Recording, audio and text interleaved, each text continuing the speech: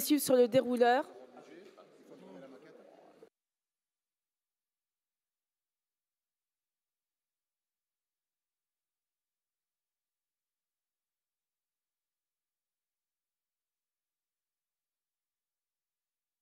Qui sera accompagné par Monsieur Carvalino.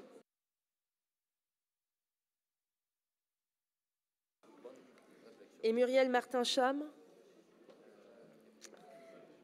Madame Camara, la parole est à vous.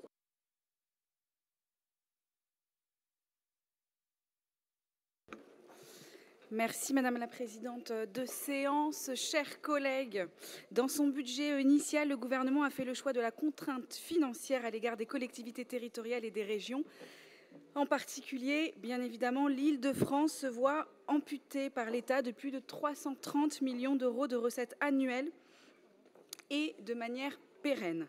L'État impose la rigueur et à la région, alors qu'elle est la première contributrice à la péréquation entre les autres régions. Comme toujours, l'État a fait le choix de la facilité et punit les bons élèves.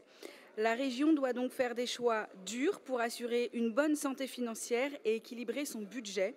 Ces choix sont contraints par l'État et ils ne sont pas choisis par la région Île-de-France. Et pourtant, depuis 2016, la région a fait le choix de la bonne gestion, de sa maîtrise des dépenses publiques. La pression fiscale sur les Franciliens ne sera pas alourdie par la région. Nous allons continuer à maîtriser nos dépenses de fonctionnement et à faire des choix sur des investissements majeurs. Notre majorité a déjà renversé le gnome de la dépense de fonctionnement au profit de l'investissement. Elle a déjà entamé la rationalisation des agences et réformé de nombreuses politiques dont l'efficacité n'était pas démontrée. Nous allons continuer en ce sens et interrompre les politiques cofinancées avec l'État, puisque ce dernier nous y contraint. C'est ce que nous allons faire dans le secteur de la formation professionnelle. La région va renoncer au crédit de l'État du PRIC. La région avait demandé à l'État 150 millions d'euros en 2025 et l'État n'a pas répondu.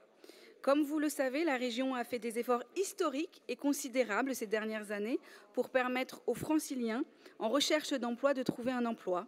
100 000 personnes formées en 2024 et 130 000 personnes formées en 2023. Elle a fait le choix d'aider les entreprises à trouver les emplois dont elles ont besoin pour se développer. Elle a fait le choix de proposer des formations dans les secteurs en tension et dans les secteurs qui répondent à des besoins sociaux importants pour les Franciliens. Elle a fait le choix également d'aider les jeunes à s'insérer professionnellement. Il n'est pas possible de dire que la région Île-de-France n'a rien fait pour former les Franciliens et pour accompagner les entreprises dans leur développement. Sans elle, les Jeux olympiques et paralympiques de cet été n'auraient pas été aussi bien organisés ni aussi bien sécurisés. Hors PRIC, le budget de la formation pour l'année 2025 affiche une baisse de 35%. Mais cela ne signifie pas que la région Île-de-France abandonne cette ligne stratégique. Ce budget prévoit bien entendu des économies qui se traduiront par la baisse du nombre de formations causées par l'absence du PRIC. La région prévoit cependant 162 millions d'euros en AE et 368 millions d'euros en CPF, bien plus que sur le budget 2024. Cependant, plus de 15 000 formations seront proposées en 2025 aux personnes en recherche d'emploi en Île-de-France. Les jeunes en insertion continueront de bénéficier du revenu jeune actif, qui est une meilleure solution que celle qui consiste à leur octroyer une aide sociale sans véritable perspective d'emploi. Nous restons convaincus que le travail est la meilleure des solutions pour que les jeunes s'intègrent socialement et trouvent leur autonomie.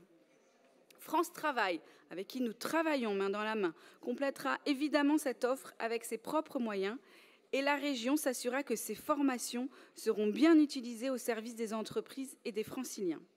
Le budget 2025 préserve les financements des écoles de la deuxième chance. Nous continuerons à travailler en ce sens avec ma collègue Alexandra Spinner. Il prévoit également de financer les missions locales en fonction des formations qu'elles prescriront, comme cela est déjà le cas. Le permis de conduire pour le jeune en insertion, 13 millions d'euros, et la gratuité des transports pour ces jeunes sont maintenus car ces dispositifs permettent de faciliter la recherche d'emploi des jeunes. Enfin, cette annexe témoigne de la montée en puissance de l'agence Oriane avec une augmentation de son budget qui passe de 4,3 millions d'euros en 2024 à 5,7 millions d'euros en 2025. Et je laisserai tout à l'heure la parole à ma collègue Muriel Martin-Cam pour vous dire des mots sur l'agence Oriane. Les choix de la région en 2025 sont la traduction des contraintes financières que le gouvernement fait peser sur elle. Sous cette contrainte subie, tous les efforts sont mis en œuvre pour mieux dépenser, mieux gérer, mieux accompagner les franciliens en insertion. Et nous continuerons en ce sens en 2025. Merci. Merci, Madame la vice-présidente.